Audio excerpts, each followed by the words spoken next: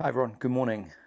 Today I want to talk about universal IDs, which is a fairly new concept that's being discussed in trying to solve the current identity crises with the loss of the third-party cookie. It's a fairly complicated topic, but I think one that can be made quite simple. What you have to understand before we get into the topic of universal identities or universal identifiers is that for a long time, the third party cookie has provided a very critical function to programmatic and digital media and to the ad tech ecosystem. And that function, amongst other things, is its ability to be able to identify, track, and attribute consumer behavior across domains, across multiple domains, across multiple websites. Now that's something that's fairly unique to the third-party cookie. And when third-party cookies are removed, we'll lose that innate ability to be able to track consumers across different websites, across different domains. Now, it's that ability that allows us to consolidate a consumer view, to be able to understand different actions and different content consumption habits that people are expressing across different websites. It's that ability that allows us to attribute consumer behavior, to know that we showed somebody an impression on one website before they came to our website and converted, for instance. To be able to cap frequency and manage frequency, so we know we showed this consumer, we showed this user an impression on this website, we've also shown them an impression on this website, and because we can read across the two, we know then that the accumulation of impression exposure is 2. So it's a really important function. And when people talk about the loss of the third-party cookie and defer to the first-party cookie, which is going to be less restricted by the measures that browsers are putting in place to protect privacy. What they need to try to do is to solve the cross-domain aspect. So a first-party cookie still has the ability to store consumer information. It's still a very valuable identifier, but it can only be read and only actioned within the domain upon which it has been established. Whereas a third-party cookie has that cross-domain capability. So if I set a cookie or store consumer information within a cookie on a first-party cookie, that is on telegraph.co.uk, that information, that intelligence can only be actioned within the bounds, within the confines of the telegraph.co.uk domain. And as soon as I leave that environment and go onto a different website, I'm not able to take any of that information or intelligence with me. I'm not able to action on the back of it. So the first-party cookie is incredibly important, and it's become a default setting for most publishers and advertisers and people working across the digital ecosystem. And just say, look, without the third-party cookie, we will establish consumer profiles and we will collect information against the first-party cookie, and we will then action that within our own domain. And you can see why that would make a lot of sense for a publisher, particularly because the vast majority of their revenue is driven by actioning audience information within their owned and operated properties through various different means. So it doesn't necessarily make that much difference to them.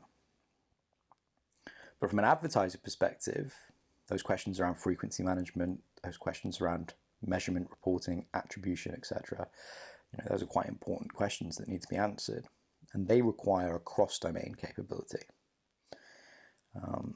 Now, we get onto the topic of universal IDs, universal identifiers.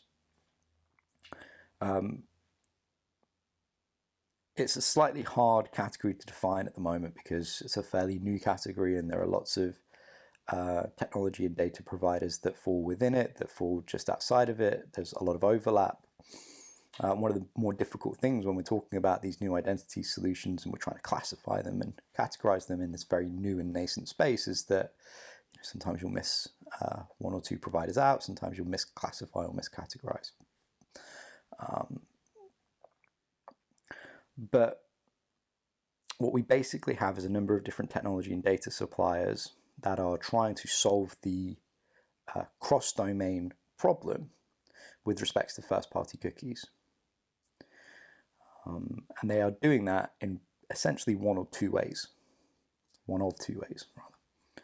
So we have first-party cookie data that's collected within one domain, and we have first-party cookie data that is collected in another domain. At the outset, they're completely separate data sets. They can't be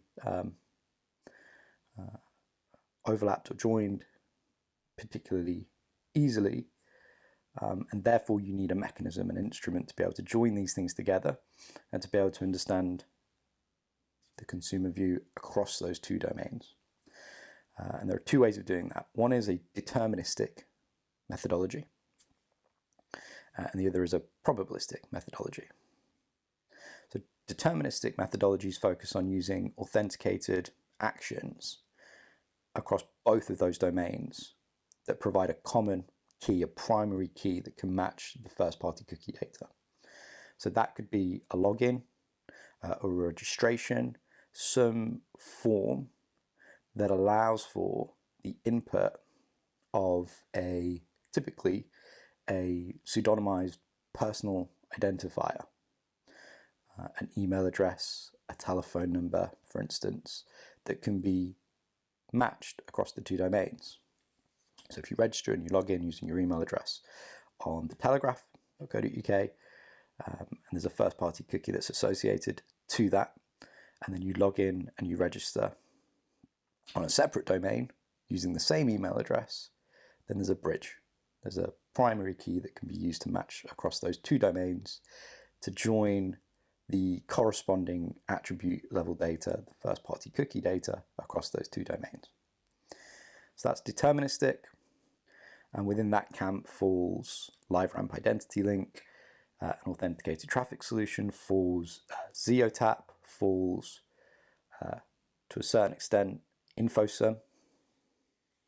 And then there's probabilistic methodologies, which look at different signals that are derived through the browser, the user agent, with respects to location, with respects to time, with respects to various device settings that are used to probabilistically, statistically match different first-party cookies across different domains into what is effectively a cluster, a relationship across multiple different identifiers that suggests a relationship at varying degrees of accuracy. So they may say, well, there are 8 or 9 different identifiers here.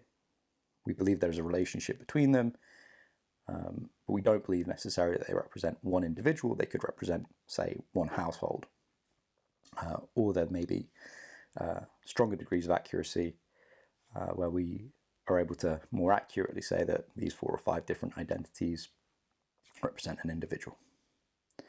So the probabilistic methodology is more focused around building clusters, families of identities, where there is a relationship, and that relationship has been established through statistical means. And within that camp, we have the likes of ID5, the likes of Load2Me, Panorama, and I think a number of other solutions that have yet to productize necessarily or to name their solution, but certainly are moving towards first-party graphing as being ultimately the way in which they're going to match user information across different domains. So that's it. Universal IDs, universal identities. The whole point is that without the third-party cookie, you've lost that ability to track an attribute across different domains. You still maintain the capability to collect information within a domain using the first-party cookie.